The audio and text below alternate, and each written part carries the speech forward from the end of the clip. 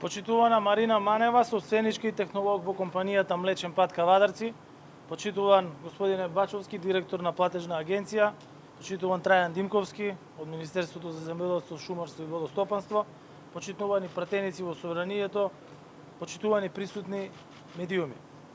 Ми представува чест и задоволство што денес имав можност да ја посетам првата млекара во Тиквешијата Млечен пат во Кавадарци и да поразговарам со собствениците и собработените.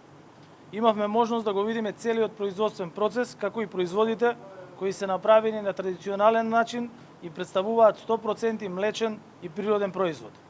Навистина е задоволство да се види како домашни семејни компании се развиваат, ги унапредуваат процесите да го зголемат производството, вработуваат и предонесуваат во економскиот развој на локално ниво. Ме радува кога квалитетни луѓе решаваат да си ја градат иднината дома, и не само својата, туку овозможуваат и поубава денешница и иднина и на многу луѓе од локалната заедница. За тоа треба храброст, посветеност, но треба и поддршка секако. Затоа владата силно ги поддржува овие компании и во вакви услови на најголемата светска економска криза, затоа што тие треба да продолжат со своето динамично темпо на развој и да ја одржуваат својата ликвидност.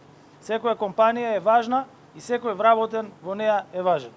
Токму затоа и јас како претседател на владата инсистирам секоја мерка, помош, субвенција, поддршка за граѓаните и економијата што ја носиме да биде праведна и да биде сеопфатна. Оваа влада мисли на сите.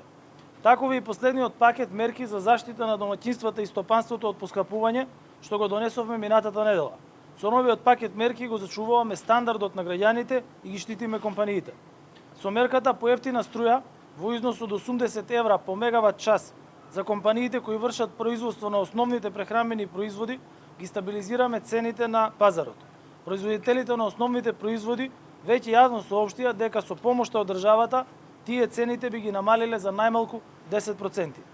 Владината одлука се однесува на компаниите кои што произведуваат основни прехранбени производи, во кои спаѓаат производителите на масло за јадење, леб и пекарски производи, брашно, млеко и мешни производи, месната и живинарската индустрија. Со овие мерки компаниите ќе имаат предвидлива есен и зима, бидејќи ќе знаат колкави ќе бидат нивните трошоци и како ќе можат да функционираат.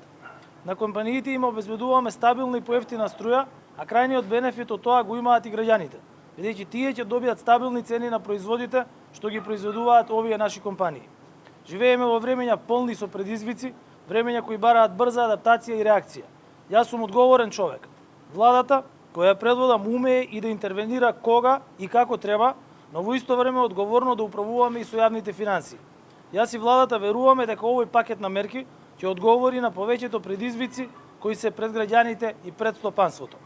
Оваа 2022 година обезбедивме 760 милиони евра за да ги заштитиме граѓаните, обезбедивме и помош на стопанството за да одржиме неговата динамика и ликвидност.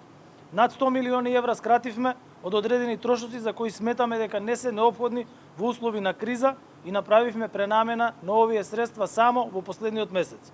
Мора да има услови за децата да одат во училиште и затоа 365 основни и 109 средни училишта и вклучивме во регулираниот пазар со ефтина струја. Мора да функционираат и болниците, затоа и за нив обезбедивме електрична енергија преку ЕСАМА. Ги помагаме и најранливите категории на граѓани. Во наредните 4 месеци 42.000 наши сограѓани од таа категорија ќе добиваат парична помош од државата.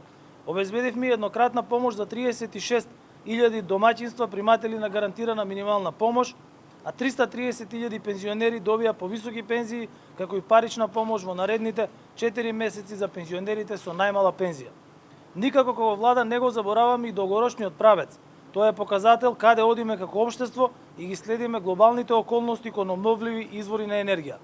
Со измената што ја направивме на Законот за градба, сите граѓани и компании, најбрзо и по најповолни услови, со поедноставување на процедурите, без издавање на одобрение, односно решение за градење и без дополнителни административни постапки, ќе може да постават фотонапонски електроцентрали за производство на струја. За нас е еднакво важно и производството на храна и стабилно снабдување со електрична енергија. Јас силно верувам дека сите мерки кои што ги носиме, инклузивно во консултација и со стопанството и со сите засегнати страни, се корисни за компаниите во овие услови на неголема светска енергетска криза. Посакувам успешна работа на млекарницата Млечен пат, кој за само 3 години од почетното производство на обработка на 1 тон млеко дневно веќе обработуваат 7,5 тони дневно. Ви честитам на посветеноста, за желбата и за напорната работа, а ви уверувам дека владата е тука да ги поддржува компаниите, да создава предвидлив амбиент за нивно успешно планирање и работа. Ви благодарам на честа што ми ја направивте да бидам ваш гостин денес и ви посакувам многу успех во идното работење.